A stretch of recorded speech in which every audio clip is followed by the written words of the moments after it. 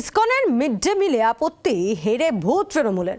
কোনো টেন্ডার না ডেকে কিভাবে ইসকনকে মিড ডে মিলের দায়িত্ব দেওয়া হলো? রাজ্য সরকারের সিদ্ধান্তকে চ্যালেঞ্জ করে হাইকোর্টে জনস্বার্থ মামলা দায়ের করলো আকুণ্ঠ দুর্নীতিতে ডুবে থাকা তৃণমূল। আগামী ৩রা জুলাই মামলার শুনানির সম্ভাবনা।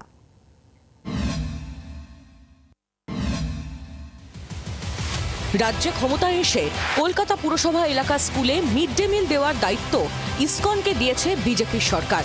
প্রথম পূর্ণাঙ্গ রাজ্য বাজেটে অর্থমন্ত্রী স্বপন দাশগুপ্ত এই ঘোষণাও করেছিলেন। প্রাথমিক বিদ্যালয় মিড ডে মিলের উপকরণের খরচ 10 টাকা করা হবে। ইসকনের সহযোগিতায় কলকাতা পৌরসভা এলাকায় স্কুলে পুষ্টিকর রান্না করে মিড ডে মিল দেওয়ার ব্যবস্থা করা হচ্ছে। আকণ্ঠ দুর্নীতিতে ডুবে থাকা তৃণমূল কংগ্রেস এবার এ নিয়ে আপত্তি তুলে হাইকোর্টে গেল। বৃহস্পতিবার রাজ্য সরকারের সিদ্ধান্তকে চ্যালেঞ্জ করে জনস্বার্থ মামলা দায়ের করল জোড়াফুল শিবির।